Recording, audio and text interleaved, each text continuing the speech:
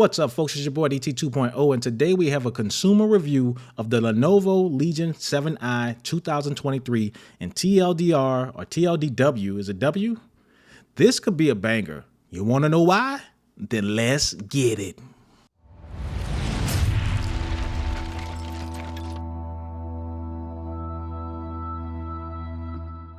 Now I'm gonna fast forward through this unboxing portion because even though it was not as mid as the Dell G16 I just had with the damn recycled cardboard, it was not as luxurious as the Alienware M16 I had. So it's kind of like in the middle, mid, I guess.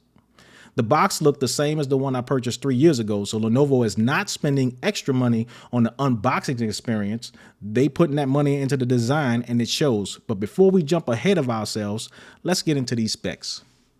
This thing sports the Intel Core i9 13th Gen, 16 gigabytes of RAM, a 1 terabyte SSD, the RTX 4070, the first one I've had in here, a 16-inch WQXGA 240Hz IPS display with HDR 400 and 500 nits, and folks, it shows. We'll talk about that later. A 1080p full HD camera with dual microphones and e-camera shuttered with Toby, so that's making a comeback. And if you never heard of Toby, I'll talk about it during the review. A per key RGB lighted keyboard and Wi-Fi 6. I got this for $2,300 with a sale and discount, so not a steal, but a deal, I guess.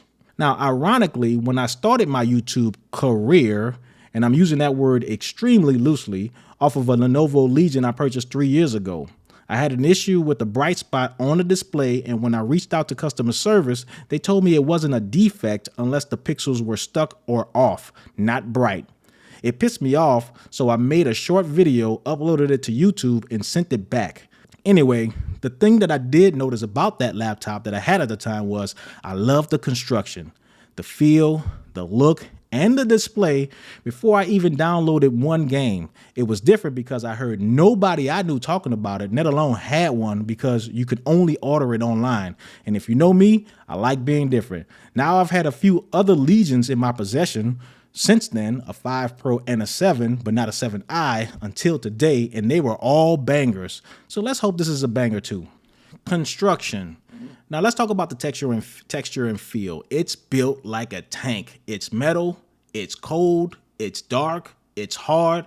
It feels unbreakable, but surprisingly, not that heavy in comparison to the dense Alienware M16. I love the near dark black gray or near black gray. Is that how you say it? Yeah, let's go with that. Near black gray. The design, I'm still messing up that word. The design still stays roughly the same as last year's past, but with minor tweaks. The one thing that I do like is the lip that they added to assist in opening this thing up. Alienware is terrible with that, so nice touch. The vents are on each side, in the back and the bottom, a la any Alienware you pick up. They just look a little beefier here on the Legion. The hinge though, now back in the day, Lenovo did not have a good reputation for their hinge reliability in the past. I've never had an issue with any of the ones I've had though. They've all been sticky and even more stickier than the M16, and the screen flex, man, that's pretty much non-existent. Now the RGB lighting though is good, but they took a step back in a major way by removing all of the lighting that were once inside the vents and in the Legion on the hood, which made it look awesome at one point in time. Are they claiming a chip shortage and took them away, or are they trying to make it look more subtle? The ports are aplenty. You have one USB-A port on the right side, one USB-A and a USB-C on the left side, and in the rear, you have an Ethernet port, another USB-C with power delivery, an HDMI out, and two more USB-As, along with their proprietary power input. So I have no complaints with the port selection, but again, I found that they took a step back because the labeling of the ports in the rear, up here at the top, are no longer lighted.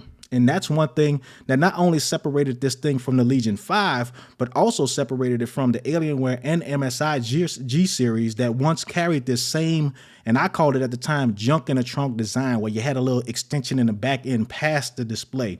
So Lenovo, what gives? Now, I've been talking about a few things that have been taken away, but the one thing that I truly believe that has gotten better is the display.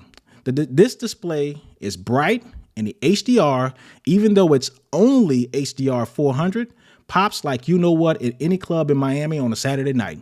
I know I shouldn't have said that, but I'm just saying. If you increase the HDR luminance in the game that you're playing, if you have that option, you're going to have to turn the brightness down or suffer the consequences, especially if you're playing in the dark. Playing Spider-Man made me feel like I was really swinging towards the sun where I had to squinch. Is it squinch?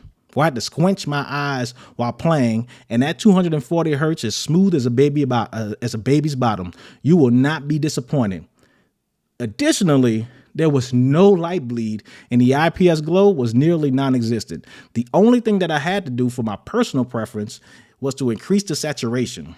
Now, I like my reds to pop and not look dead. And a lot of folks will say, well, it doesn't make it look realistic. And yeah, I get it. Yeah. Whatever. If you're editing photos and videos on a regular, I get it. But guess what? I'm playing a damn video game. So all of this shit is fake. You know, like that thick coating of makeup your girl got on her face to reshape her nose and cover those craters? My bad. Moving on. Now, before I move on to talk about the keyboard, let's talk about the camera. Yeah. At 1080p, it's mid at best, but it does have a Toby feature. And for those that haven't had a laptop with Toby installed, it's a face and eye tracking software that allows you to literally move the screen around with the eye move or head turn.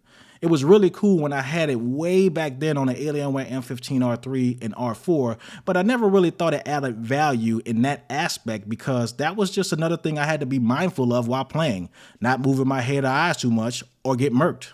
Now Toby is back, and this time it actually has some additional useful functionality if you ask me. Outside of the head tracking, it also has a security feature that blurs the screen when you're not looking at it. You do go through a basic Face ID type recognition setup, but once it is set, it's pretty accurate. It even noticed me with and without my glasses. The crazy part is you can set this up to blur when somebody is peeking over your shoulder. Creepy and embarrassing for the person that gets caught, but still extremely useful because you can't be looking at my porn while I'm looking at my porn because that's just nasty. Moving on. Next to Alienware, this is my favorite keyboard on the market. Just look at it. It's bright. The key travel is perfect for me. And it has the right amount of, dare I say, bounce to it. Just look at the way they shape the keys. And it feels as if there's a little dip in each one, like it's made for your fingers to press and type. The lighting is bright and pops like the display. And check this out. Y'all looking MSI and Dell? A normal size right shift key and a number pad. Even though it's squeezed in there like nuts and skinny jeans, it's still there. I even like that they added the functionality, and this is no pun intended, to turn off all of the keys except for the ones associated when you press the function key. And that's a nice touch. Now the trackpad is what it is. It's functional. It's smooth and gets the job done. But use a mouse for your games. Don't play around with this, literally, unless you really need it.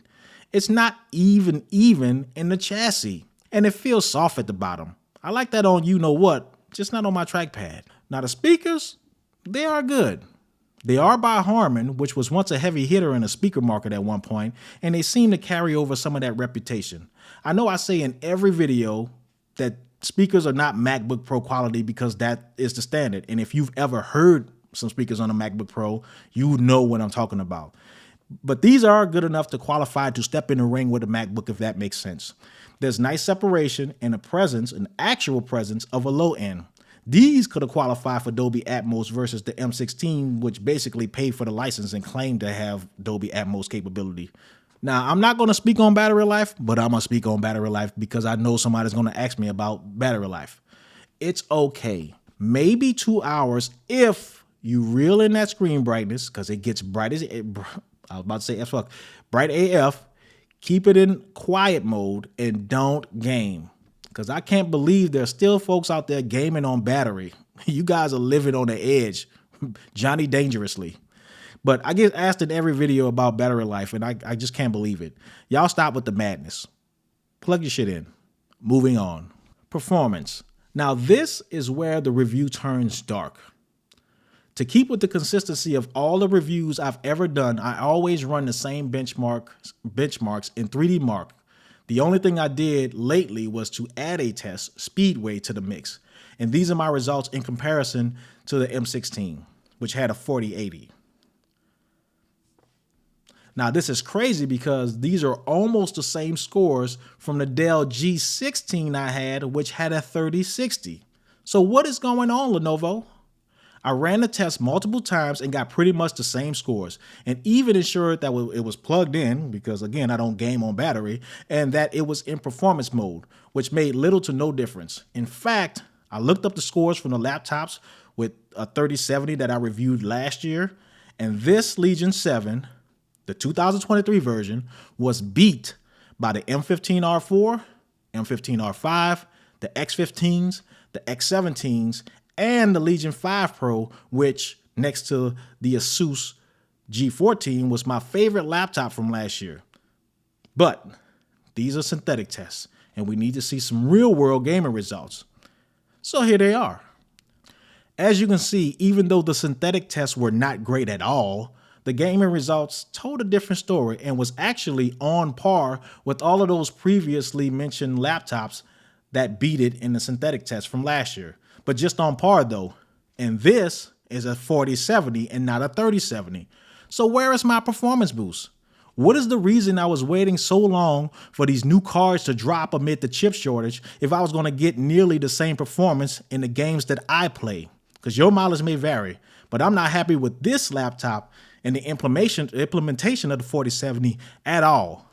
Maybe Lenovo needs to shoot some sort of firmware update to wake this thing up, because right now it's sleeping.